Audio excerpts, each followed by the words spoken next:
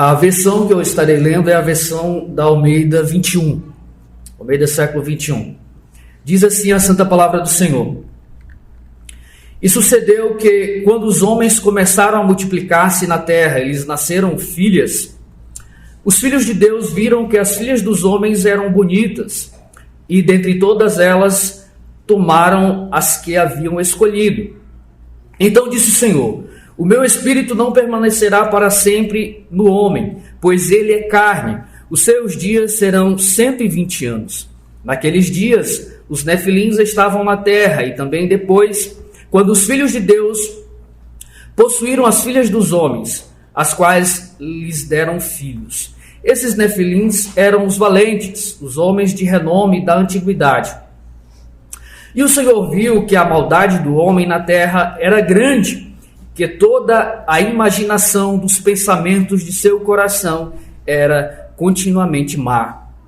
Então o Senhor arrependeu-se de haver feito o homem na terra, e isso lhe pesou o coração. E disse o Senhor: Destruirei da face da terra o homem que criei, tanto o homem como o gado, os animais que rastejam e as aves do céu, pois me arrependo de havê-los feitos. Noé, porém, encontrou graça aos olhos do Senhor. Estas são as gerações de Noé. Ele era homem justo e íntegro em sua geração e andava com Deus. Noé gerou 3 filhos, Sem, Cã e Jafé. A terra, porém, estava corrompida diante de Deus e cheia de violência. E Deus viu a terra, e ela estava corrompida, pois a humanidade toda havia corrompido a sua conduta sobre a terra.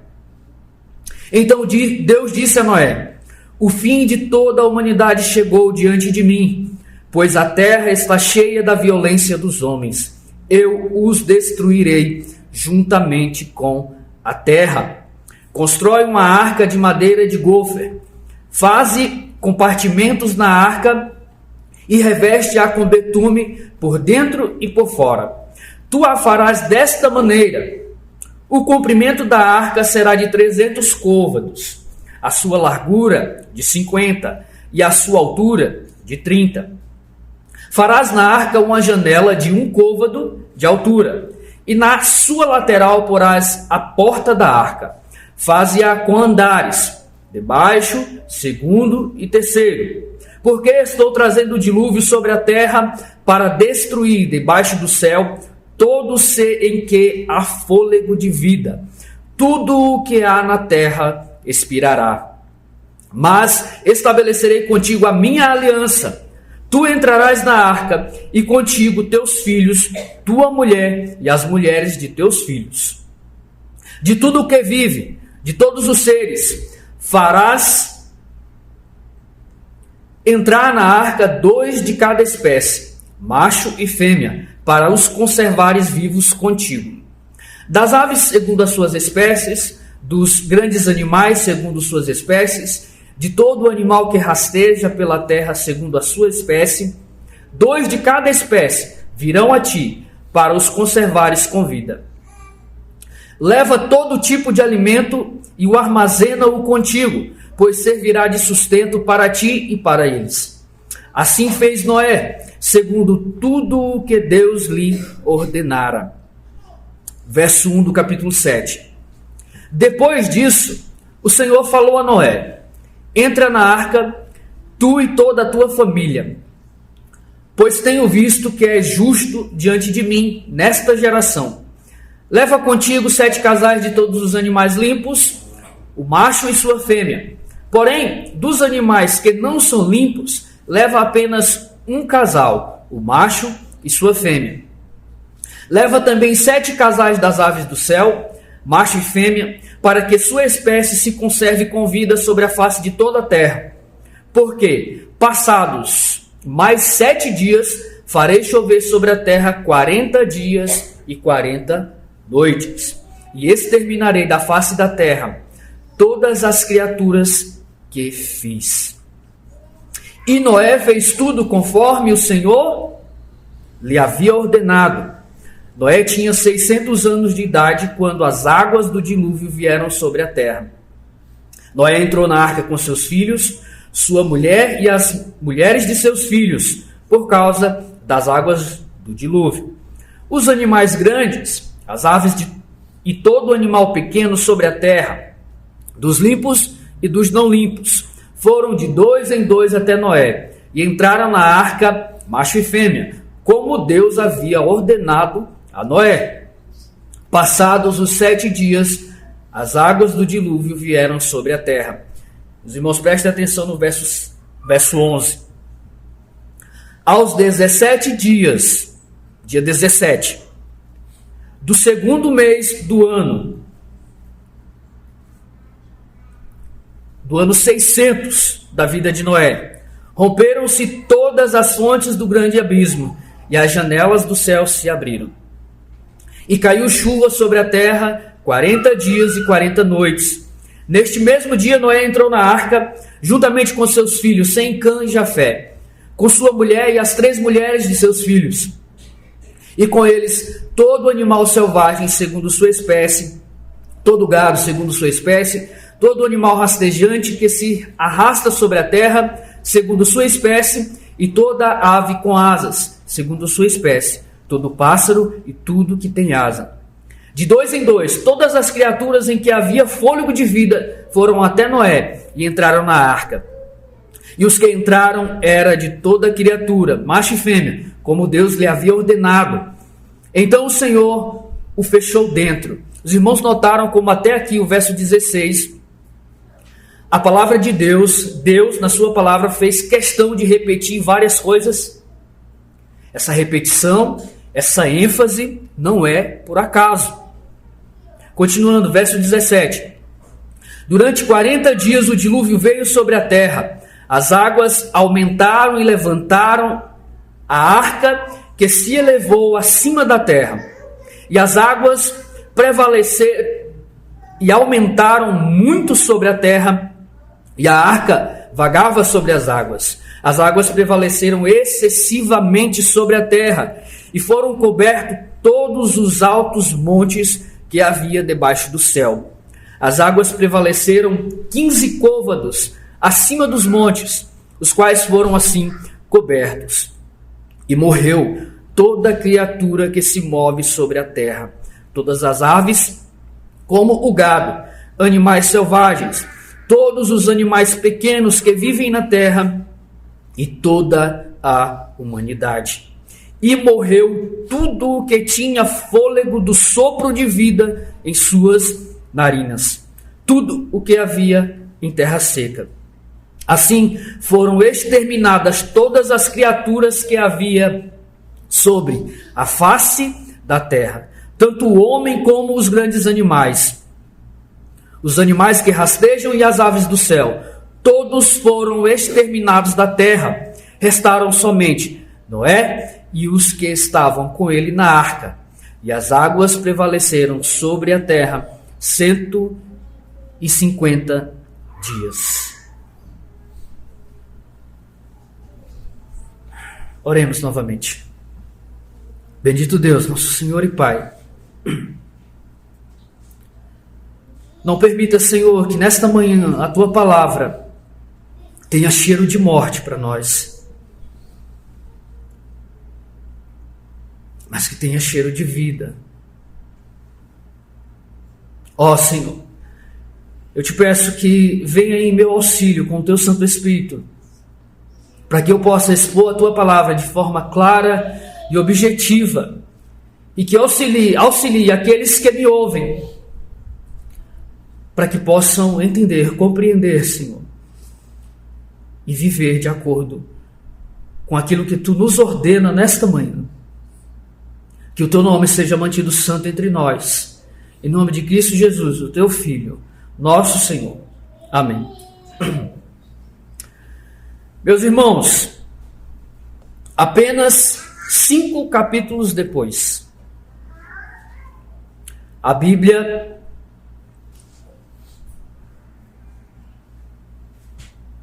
no capítulo 1 de Gênesis, nos apresenta o relato da criação. No entanto, apenas 5 capítulos depois, nos deparamos com a narrativa da destruição da mesma criação. E isso devido à magnitude do pecado. É impressionante como isso aconteceu tão rapidamente. Deus criou o mundo com o plano de ver a terra repleta de pessoas que glorificam o seu nome, mas parece que a obra de Deus na terra é um grande fracasso. No entanto, será que a rebeldia do homem e os ataques do inimigo conseguirão frustrar o plano de Deus? De maneira nenhuma. Vejam, meus irmãos, nesses capítulos que descrevem a destruição de todos os seres vivos, nós vemos que, apesar da corrupção humana, apesar da magnitude do pecado, Deus continua agindo de maneira graciosa. Espera aí, presbítero Ismael. Nós acabamos de ler o relato da destruição de toda a humanidade. Você está me dizendo que Deus continua agindo de maneira graciosa diante deste relato? Sim. Ele continua mantendo-se fiel às suas promessas e executando o seu plano soberano. Lembram de Gênesis 3,15? A promessa que Deus fez a Adão e Eva? Ele manteria para sempre a descendência da mulher, os fiéis, e dessa descendência nasceria o Salvador do mundo. E aqui Deus, quando Ele está preservando Noé e sua família, Ele está sendo fiel à sua promessa, está sendo gracioso.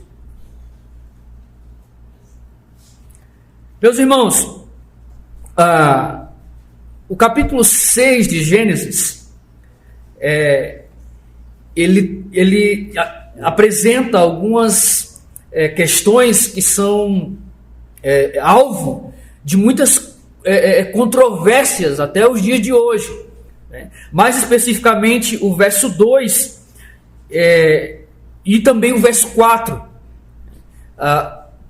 Por exemplo, o verso 2: os filhos de Deus viram que as filhas dos homens eram formosas, e dentre todas escolheram as que desejavam.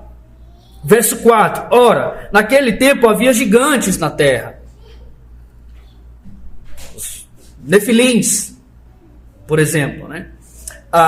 Eu não vou me ater, não vou gastar tempo nessas questões. Tá. Qualquer dúvida sobre isso, os irmãos falem com o pastor Lucas. Tá bom? A interpretação cristã tradicional, que também é apoiada por Lutero e Calvino, considera os filhos de Deus como sendo os filhos de Sete e as filhas dos homens como sendo as filhas de Caim. E eu fico seguramente com a posição destes dois grandes homens de Deus que não estão sozinhos. Não estão sozinhos. Certo? E o pecado aqui, nos critérios de escolha, reitera o mesmo padrão do pecado original. O que aconteceu aqui? Eles viram, acharam atraente e tomaram para si. O mesmo padrão do pecado original.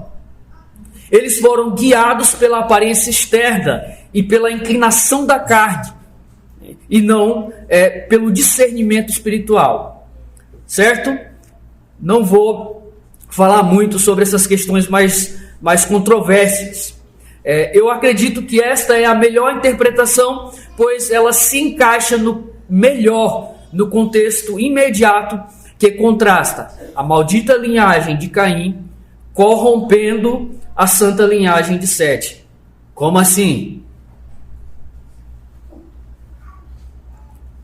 A linhagem de Caim corrompendo a santa linhagem de Sete É o que nós vemos aqui, meus irmãos. Portanto, vamos refletir nesta manhã sobre a corrupção humana e a salvação de Deus. Sim, salvação de Deus. Veremos 3 coisas no nosso texto: a corrupção deste mundo e a ação divina, a obediência de Noé e suas consequências e a salvação de Deus, o nosso último ponto. Vamos começar examinando a corrupção deste mundo, suas respectivas consequências e como Deus age diante dela. Meus irmãos, se subestimamos a gravidade do pecado, se em algum momento consideramos trivial, eu espero sinceramente que a nossa perspectiva mude e mudará drasticamente ao testemunharmos a rapidez com que as consequências da queda se espalharam pelo mundo. No primeiro capítulo de Gênesis, após a queda, observamos várias repercussões da rebelião de Adão e Eva. No primeiro capítulo após a queda. E primeiramente nós temos as consequências passivas, onde o homem começa a sofrer por causa da queda. O homem experimenta a morte em todas as suas formas possíveis. Por exemplo, ele enfrenta a morte em seus relacionamentos destruídos pelo pecado. O primeiro relacionamento que foi destruído pelo pecado foi entre Deus e o homem. A primeira morte que o homem experimentou foi a separação entre ele e Deus. E outro exemplo é o caso de Caim e Abel, relacionamento entre irmãos destruído por causa do pecado. Ele também enfrenta a morte em relação à terra. Após o pecado, após a queda, a terra começa a morrer também. Ela passa a degradar-se. Ela passa a dar o seu fruto com dificuldades. A terra também experimenta a morte por causa do pecado. E por fim, ele experimentará a morte física. Voltará ao pó da terra. Os irmãos lembram da genealogia do capítulo 5? Onde nós encontramos o refrão sombrio e triste: viveu e morreu, e morreu, e morreu. Portanto, esses capítulos ilustram claramente as consequências passivas, o homem recebendo as consequências do pecado. Além disso, temos as consequências ativas. Pois o homem não apenas colheu o resultado, o fruto desastroso e miserável do primeiro pecado, mas ele está correndo ativamente para se entregar à maldade, para buscar o pecado.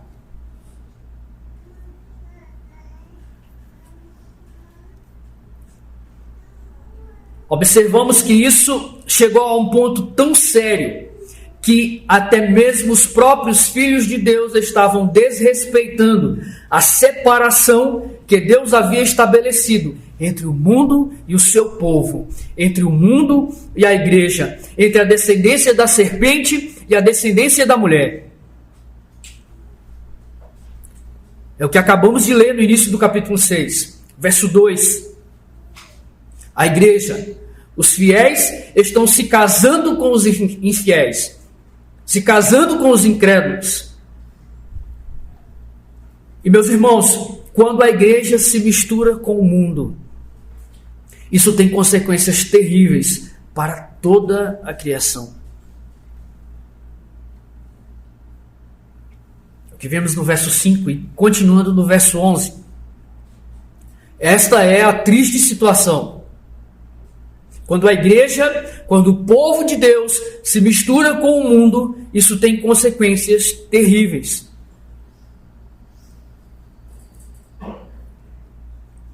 Então, alguns capítulos após o relato da criação do céu e da terra, surge a seguinte pergunta: como Deus vai agir? Como Deus vai agir?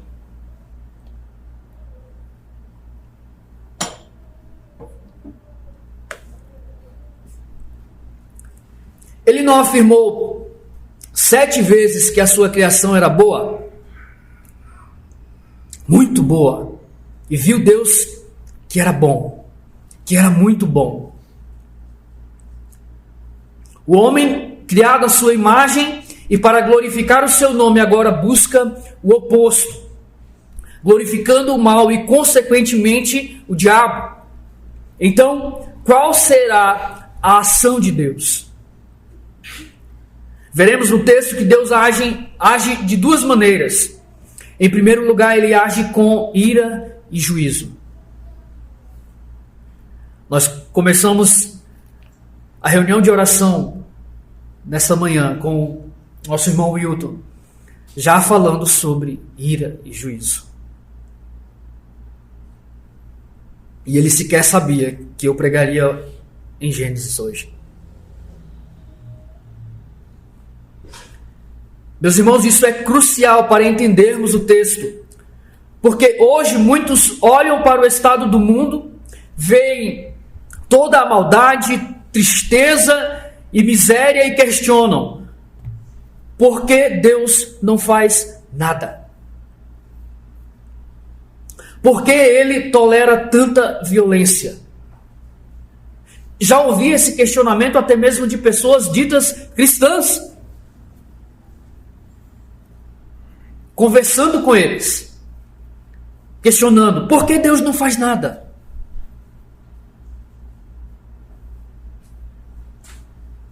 Mas o Deus da Bíblia não é assim. Ao ler os capítulos 6 e 7 de Gênesis, nós vemos que Deus, de forma alguma, tolera a miséria, a violência, o pecado e a maldade. De fato, sua ira é tão profunda que ele chega ao ponto de destruir completamente tudo o que ele havia criado e declarado como muito bom. Irmãos, é impressionante quando lemos esses capítulos e vemos quantas vezes Deus fala sobre o seu propósito de destruir, de acabar com a raça humana. Verso 7, Gênesis 6, verso 13, verso 17, verso 4 de Gênesis 7. Essas são palavras. Essas palavras não são apenas ameaças, como às vezes nós, como pais, fazemos aos nossos filhos. E no fundo, não pretendemos cumprir. Mas tudo o que Deus falou nos capítulos 6 e 7, Ele cumpriu. Veja o verso 23 do capítulo 7. Assim foram exterminados todos os seres que havia sobre a face da terra.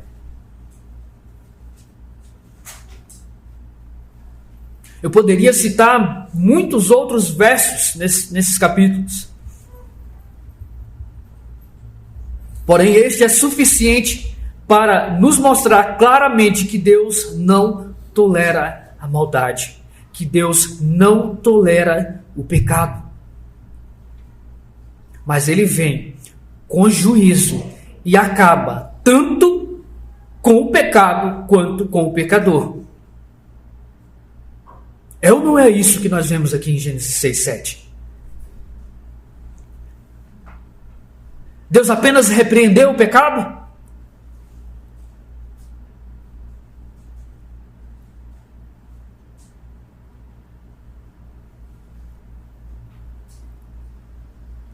Deus é assim ainda hoje. Ele é imutável, ele não muda.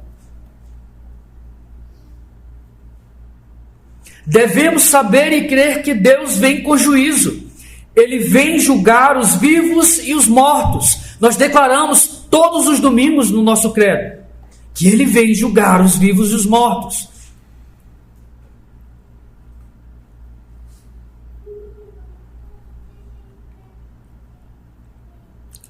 Mas Deus também tem outra ação. E graças a Deus, graças ao nosso Senhor, que a sua ação de ira e juízo contra o pecado e o pecador não é a sua única ação. A segunda ação divina que vemos em nosso texto é uma ação graciosa, de misericórdia. Observamos a fidelidade de Deus às suas promessas. Gênesis 6, verso 18. A palavra estabelecerei, usada no verso 18, tem um significado muito mais profundo no hebraico. Não se trata apenas de estabelecer algo pela primeira vez. Deus já tinha estabelecido esta aliança. Mas também significa que Ele vai manter, que Ele vai guardar perpetuamente a aliança que Ele fez. Deus não está simplesmente prometendo a Noé, dizendo para Noé que começará a fazer promessas e a formar uma aliança. Não, Ele está assegurando a Noé que, através dele, irá estabelecer, manter, providenciar a preservação de sua aliança. E qual é essa aliança? É a aliança que ele fez com Adão e Eva, de preservar uma linhagem da qual o Salvador nasceria. Vocês recordam da promessa de Gênesis 3,15? Aqui Deus está reafirmando que não esquecerá essa promessa. Isso é de extrema importância, pois Gênesis 5, 6 e 7 não falam sobre um homem que de toda a humanidade conseguiu agradar tanto a Deus por seus próprios esforços. Na verdade, esses capítulos destacam, antes de tudo, a fidelidade de Deus. Noé foi preservado, não por seus próprios méritos, mas pela fidelidade de Deus. É isso que vamos considerar agora em nosso segundo ponto. Ao contemplarmos a obediência e fidelidade de Noé, é importante lembrar que sua integridade e justiça, mencionadas no verso 9 do capítulo 6, são frutos da graça de Deus em sua vida. A graça divina é a única explicação para um homem, apenas um homem, dentre toda a população da terra, andar com Deus.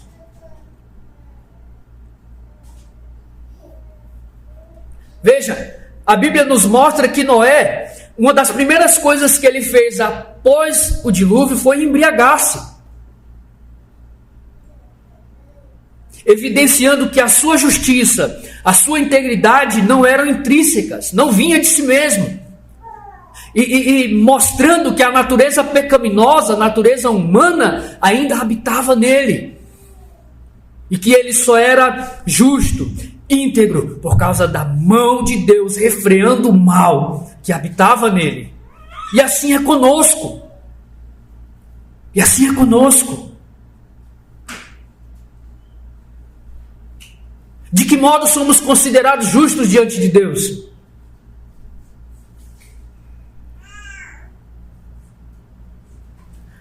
Vejam, Noé não era um homem tão santo e perfeito que Deus, ao ver a santidade de Noé, se sentiu compelido a poupá-lo por sua perfeição. Não é isso que a Bíblia nos mostra. Noé foi salvo porque Deus, em sua fidelidade, desejou preservar um remanescente e manter a linhagem da mulher. Assim, ele derramou sua graça sobre Noé. Gênesis 6:8. E qual foi o resultado da graça de Deus na vida de Noé? Ele se tornou um homem justo e íntegro entre os seus contemporâneos.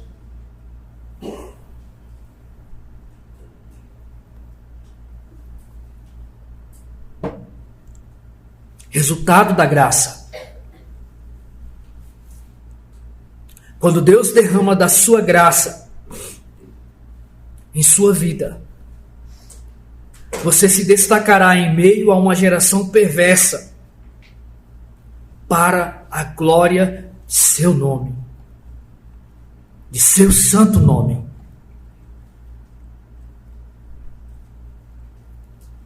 Assim como árvore boa só pode produzir bons frutos, uma pessoa que recebeu o dom da graça só pode ser justa e íntegra.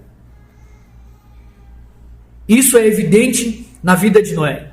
Vemos que a graça de Deus resulta em uma vida voltada para a vontade de Deus. Como ouvimos no texto que lemos, Noé agia conforme Deus lhe ordenava. Verso 22 do capítulo 6. A Bíblia enfatiza repetidamente a fidelidade e a obediência de Noé, o que é muito importante, pois a marca de um verdadeiro filho de Deus não é o quanto ele pode impressionar aos outros com a sua religiosidade. Não é essa a marca de um verdadeiro filho de Deus. Não é essa a marca de um cristão, de um verdadeiro cristão. A marca de um verdadeiro filho de Deus é uma obediência sincera, profunda e radical à vontade de Deus.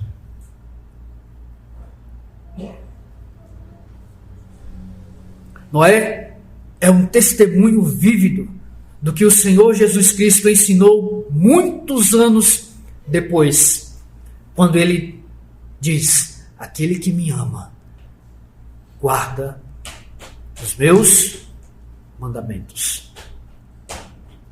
Qual é a marca de um verdadeiro filho de Deus?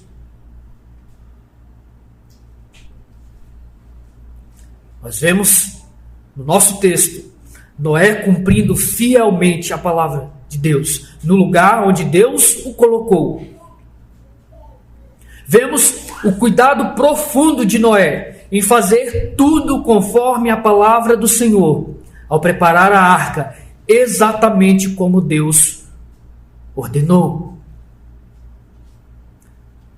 Para os ímpios, era uma loucura construir aquela arca enorme. Era loucura, Noé, todos os dias.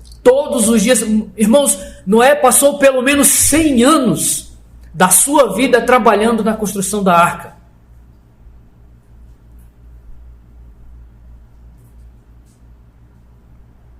Todos os dias, chamar seus filhos para trabalhar na construção daquela coisa gigantesca, enquanto todos zombavam: este é louco.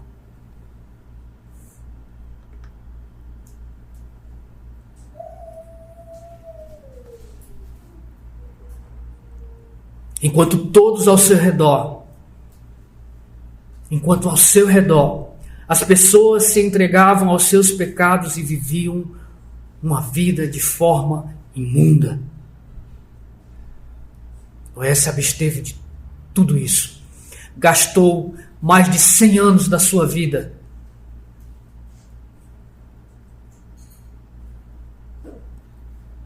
era um desafio cumprir a palavra de Deus em meio a tudo isso, meus irmãos.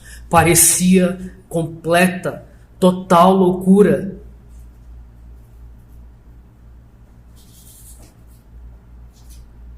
E a Bíblia nos diz que a salvação é loucura para o homem que não tem salvação.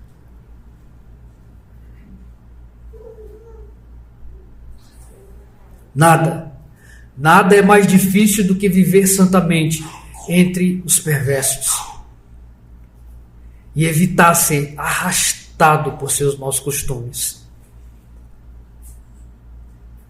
De onde vem tal obediência? De onde vem a força para ser fiel em tais circunstâncias? O apóstolo Paulo nos ensina em Efésios, capítulo 2, versos 8 e 9. Porque pela graça sois salvos, mediante a fé. E isto não vem de vós, é dom de Deus.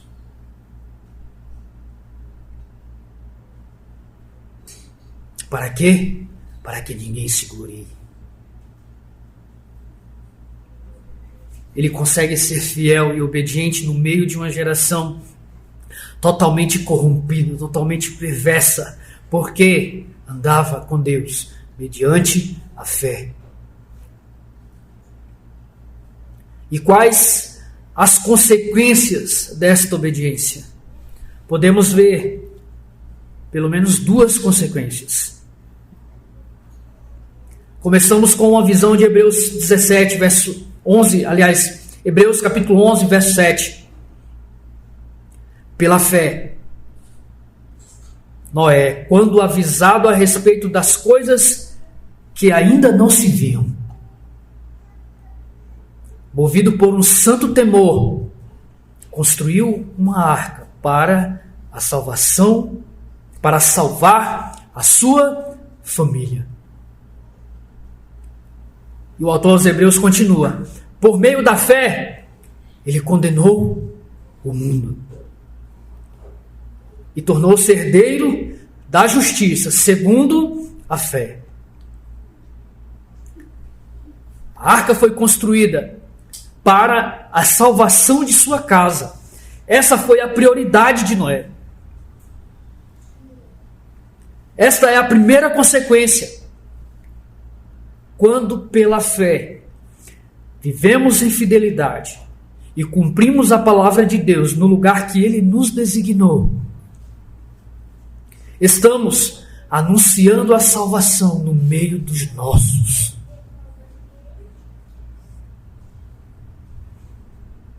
E fazendo da nossa casa uma extensão da igreja. Deus usa a nossa fidelidade para desenvolver a salvação que Ele nos concedeu. Mas a outra consequência, em segundo lugar, o que serve para a nossa salvação, serve simultaneamente para a condenação do incrédulo. Condenação do incrédulo.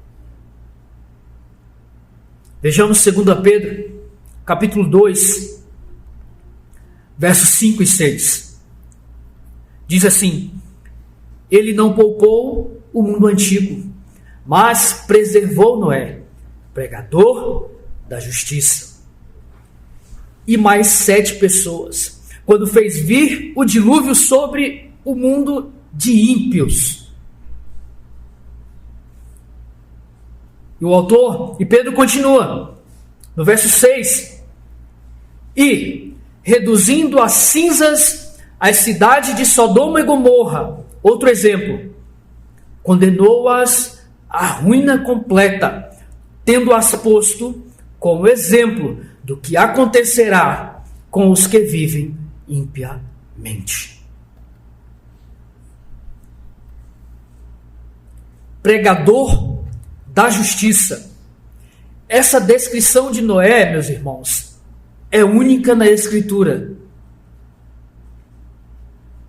Refere-se ao seu estilo de vida que condenava o pecado e recomendava uma vida justa e piedosa aos seus contemporâneos, tornando-os indesculpáveis diante de Deus. Por isso, justiça. Eles foram avisados durante 100 anos de que Deus viria com juízo sobre os ímpios. Aprendemos pela palavra de Deus que Noé não passava o tempo todo falando, embora ele falasse. Mas sim, o seu grande exemplo, a sua grande pregação era quando ele estava trabalhando na construção da arca. Conforme Deus havia ordenado, a sua obediência, a sua fidelidade era parte fundamental da sua pregação. Mostrando que não há vida sem prática.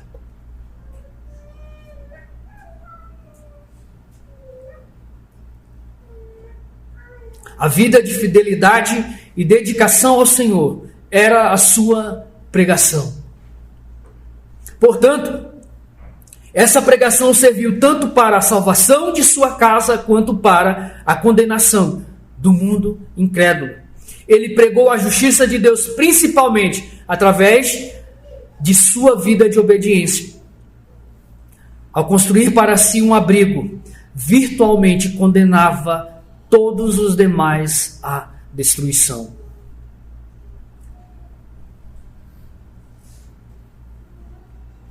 O terceiro ponto do nosso texto é a salvação de Deus. Depois de ouvirmos sobre a corrupção do mundo e a obediência de Noé, é importante entender o que esses capítulos 6 e 7 nos ensinam sobre a salvação de Deus. Isso, salvação de Deus. Do que nós fomos salvos, meus irmãos? De que somos salvos?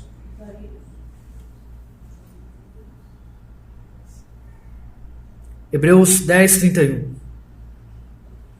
Terrível coisa é cair na mão do Deus vivo. Você foi salvo do inferno? Você foi salvo do pecado? Você foi salvo da morte? Não. Terrível coisa é cair na mão do Deus vivo. Nós fomos salvos de cair na mão de Deus. Nós fomos salvos de Deus.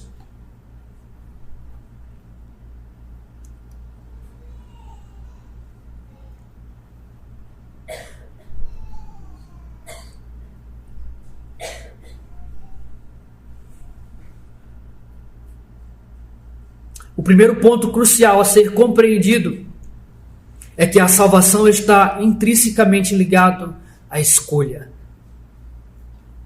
à eleição. Este ponto que nos é tão caro, a eleição incondicional.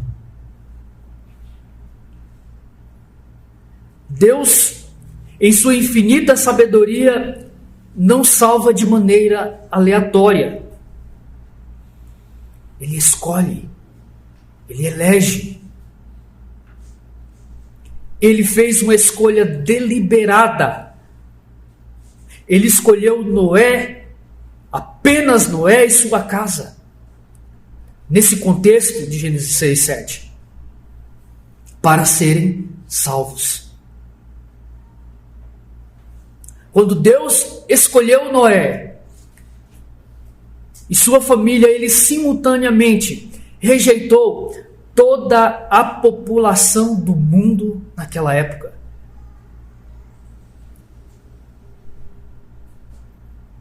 Toda uma população de uma época foi rejeitada e condenada por Deus.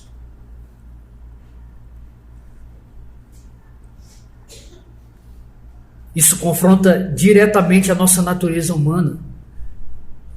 Por natureza, temos dificuldade em aceitar, até mesmo nós, que humildemente aceitamos o ensino bíblico, ainda temos dificuldade em aceitar a dupla predestinação.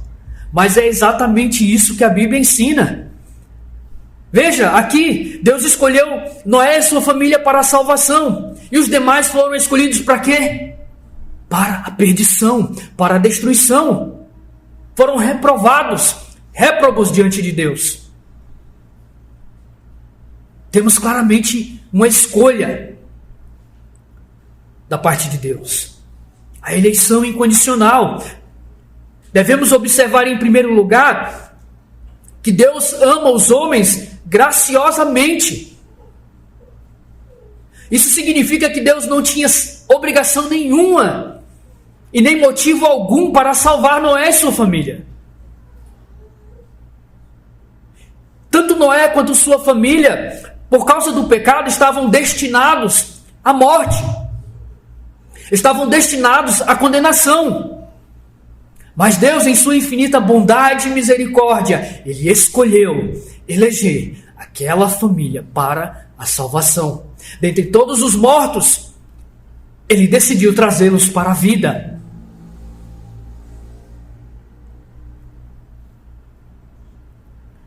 Um ato de sua livre graça, conquanto nada acha neles, senão o que é digno de justo juízo. Deus ama os homens graciosamente, pois não acha nada neles que não seja digno de justo juízo. Uma vez que todos os homens já nascem filhos da ira e herdeiros da salvação. Porquanto, em Cristo, Ele os adota para si e os justifica somente pela sua misericórdia. Desta maneira, depois de havê-los reconciliados consigo mesmo, também os regenera por meio do seu Espírito para uma nova vida.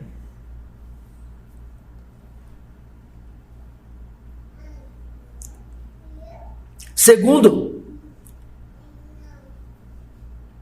que a salvação implica em julgamento.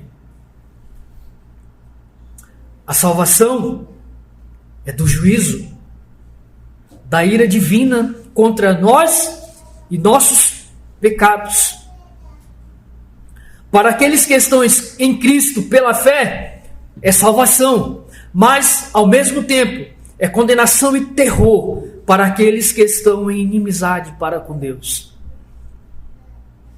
O julgamento nestes capítulos não apenas revela que a salvação está ligada à escolha soberana de Deus, mas também é apresentado como um fato real. Lembram que eu pedi a atenção dos irmãos para o verso 11 do capítulo 7? Isso é crucial para nós e mais ainda para os nossos filhos. Aqueles que estudam em escolas onde os professores incrédulos e até mesmo crentes ensinam que o mundo não foi criado em 6 dias, como a Bíblia afirma, ou que o dilúvio é apenas uma lenda. No entanto, a Bíblia afirma, e a Bíblia é a palavra de Deus. A palavra de Deus é a verdade. E ela afirma que o dilúvio é um evento histórico. Abre Gênesis lá, verso 11, meus irmãos. Gênesis 7, verso 11.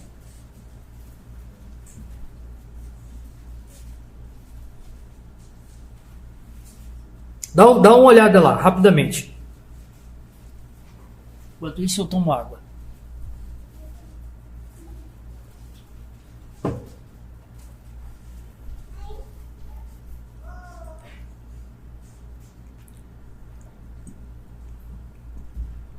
Prestaram atenção ao que o Espírito Santo colocou no texto?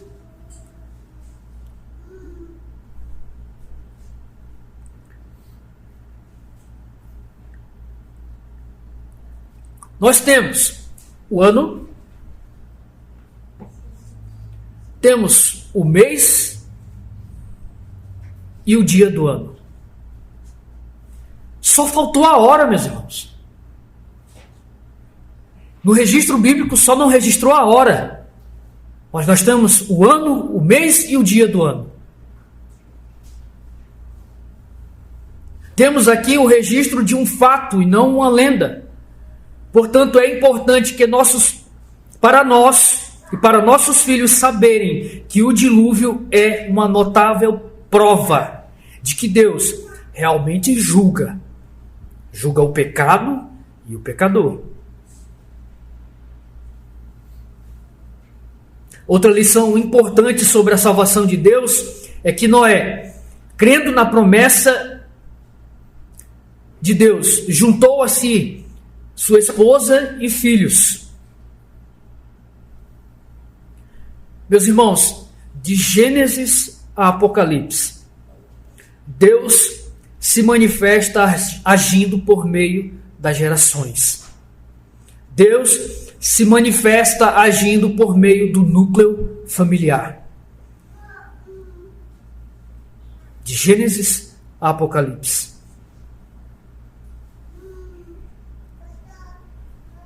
O Deus da aliança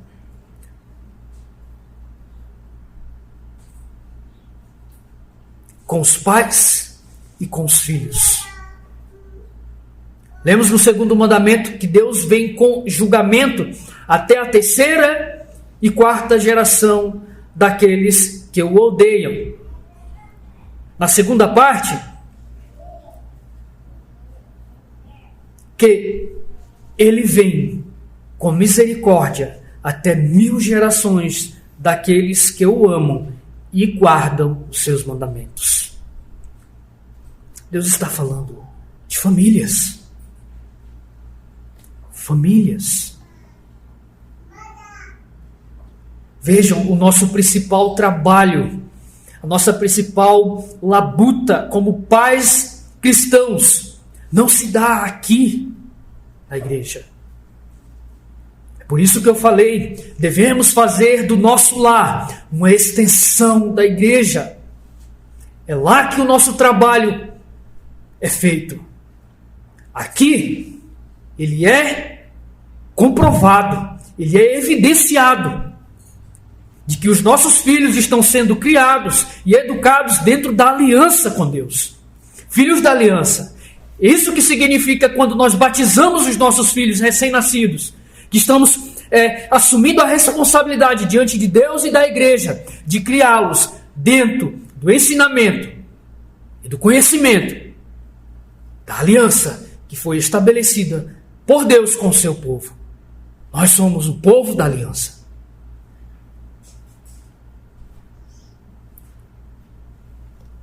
Deus trabalha por meio da família.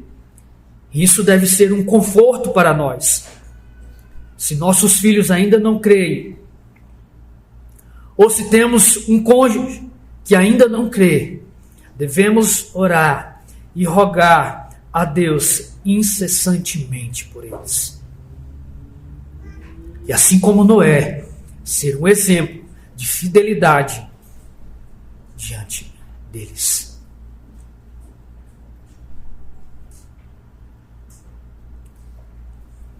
Deus é o Deus da aliança, e sua salvação não é apenas para Noé e sua casa. E a razão para Deus preservá-los foi manter a sua promessa de que um dia Jesus viria. Flutuando nas águas do dilúvio, ali, naquela arca, estava a garantia dessa promessa. A promessa de que um dia Jesus morreria na cruz para salvar e resgatar muitos filhos das trevas e transformá-los em filhos da luz. Para tirar do meio de uma multidão de perdidos filhos adotivos. Fomos adotados por intermédio de Cristo Jesus. Fomos feitos filhos da luz. Irmãos, a Bíblia nos diz que estamos vivendo os dias de Noé. Lucas, capítulo 17, versos 26 e 27, palavras de nosso Senhor Jesus Cristo, faz referência a esses dias. Nos encontramos na mesma situação que ele enfrentou. Olha em volta. Olhem em volta. Olhem para a situação do nosso país. Olhem para os nossos governantes. Olhem para a nossa cultura. Olhem para os jovens dessa nação.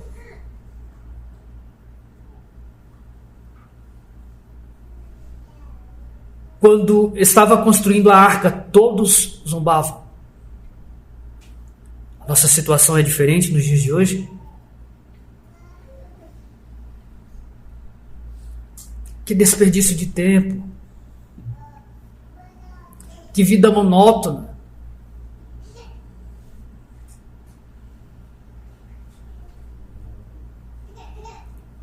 É o que hoje ouvimos quando nos esforçamos para nos separar do mundo, meus irmãos. Nossos vizinhos, colegas de escola e até familiares dizem: temos tão pouco tempo, tão poucos anos de vida, e você vai desperdiçar tempo com a igreja, com o evangelho e com fé? Assim como a arca de Noé parecia desnecessária, até que chegou o dia do dilúvio, o dia do juízo, a igreja e o evangelho também parecem desnecessários para o mundo até o dia em que os céus se abrirão. Jesus descerá e as portas da salvação serão fechadas. Nesse dia, eles verão a importância da igreja e do corpo de Cristo. Porque na arca havia salvação e fora dela, morte. Da mesma forma, na igreja, no corpo de Cristo, a vida, a salvação, mas fora dela, a morte, a juízo. Quando Jesus Cristo voltar para julgar os vivos e os mortos, todos aqueles que estão fora não terão abrigo da ira de Deus. Eles pedirão que os montes caiam sobre eles, procurarão como escapar do terrível castigo, do julgamento e da terrível ira de Deus contra o pecado. Mas somente aqueles que se abrigam, que se escondem no Senhor Jesus Cristo, pela fé, terão salvação e vida.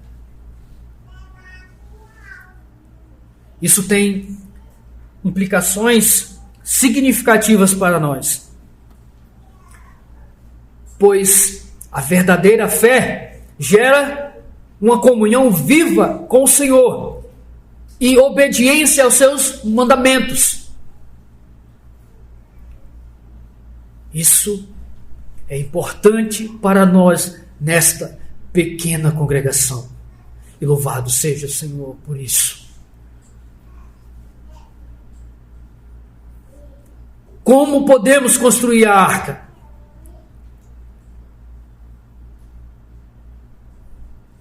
Essa pergunta eu faço, meus irmãos, porque como Noé, devemos trabalhar para promover o crescimento da igreja e chamar mais pecadores ao arrependimento e assim fazer parte da igreja de Cristo. Mas como? Como construir a arca?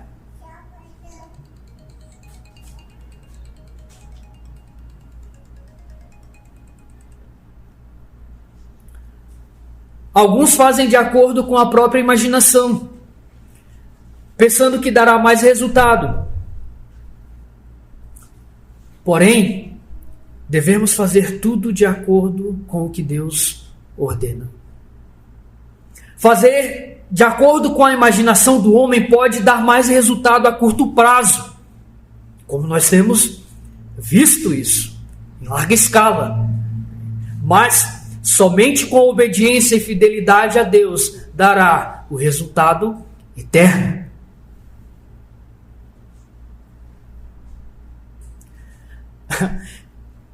Imagine comigo, meus irmãos, Noé construindo a arca seguindo sua própria imaginação,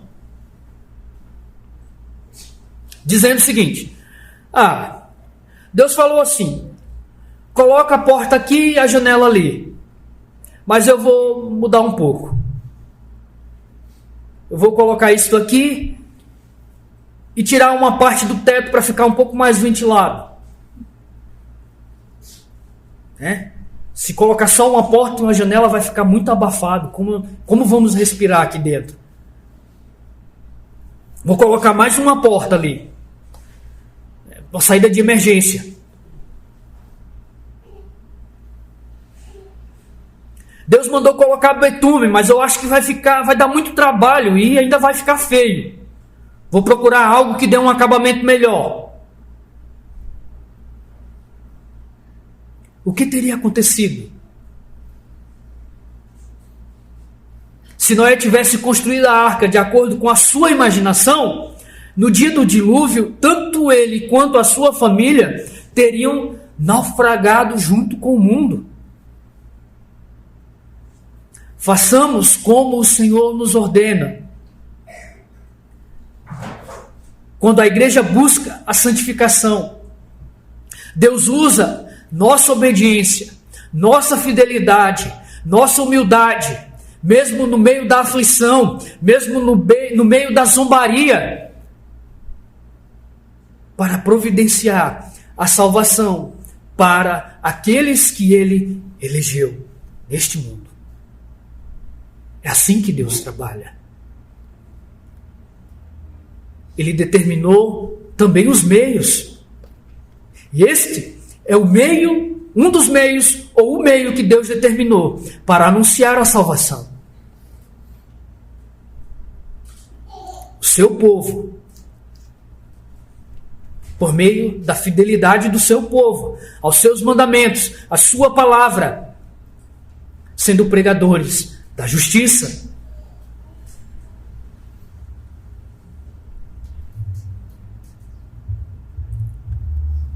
Embora o mundo e os falsos crentes possam zombar de nós por sermos um grupo pequeno, Deus abençoa e tem abençoado e usa a nossa fidelidade para pregar a justiça.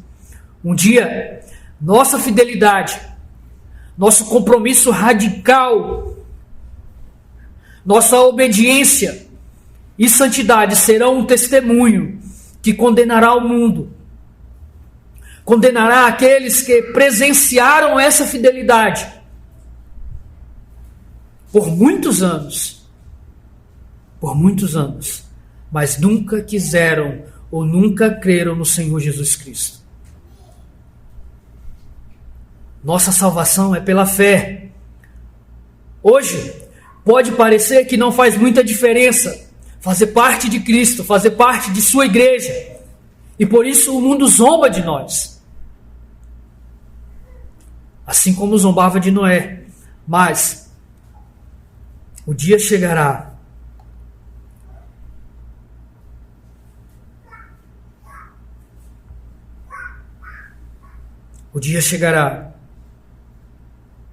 em que veremos o que agora estamos esperando.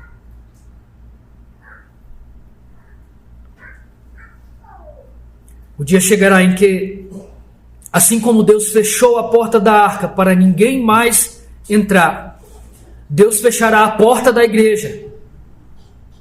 Jesus chamará seus fiéis, chamará a sua igreja para se encontrar com Ele nas nuvens. Jesus nos dará uma nova criação, um novo céu e uma nova terra, e Ele enxugará dos nossos olhos toda a lágrima. Não haverá mais morte, nem pranto, nem dor, pois as primeiras coisas passarão. Hoje a Bíblia diz, hoje o Senhor nos diz, é o dia da salvação. Hoje é o dia da salvação. Hoje, Deus ainda está agindo de modo gracioso com este mundo perverso, mesmo com tanta miséria e violência que enchem a terra. Por quê? Porque Ele ama o pecado e o pecador? Não. Porque Ele é um Deus bondoso e longânimo em misericórdia. Deus está chamando o pecador. Arrependa-se. Arrependa-se e creia no Evangelho. Busque Cristo Jesus. Corra para aquela arca que é a igreja. Corra para a única esperança que tem na vida e na morte, que é fazer parte de Jesus Cristo pela fé.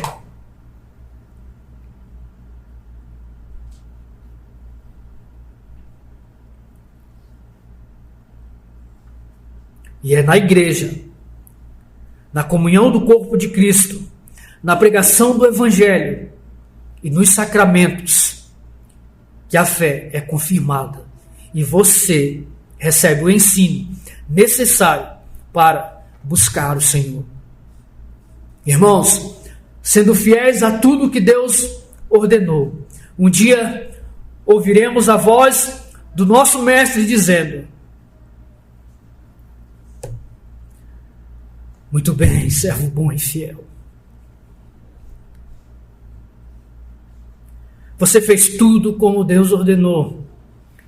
Entra na alegria do teu Senhor.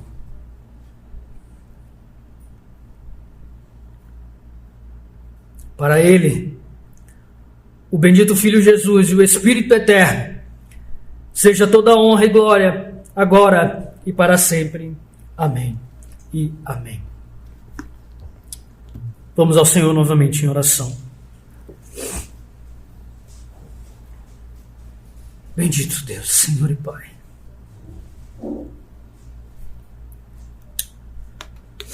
Mais uma vez, Senhor, eu te peço que a Tua palavra não tenha cheiro de morte para nós nesta manhã. Mas que seja fonte de vida. Que sejamos levados pelo Teu Santo Espírito ao arrependimento sincero. Arrependimento sincero. E pela Tua graça e bondade possamos caminhar contigo sobre esta terra que está repleta de miséria e maldade. E no final, Senhor, da nossa carreira, da nossa peregrinação,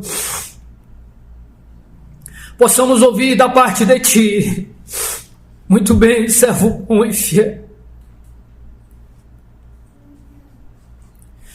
Entra no gozo do Teu Senhor. Em nome de Cristo Jesus, o Teu Filho, nosso Senhor, que nós oramos. Amém. Amém.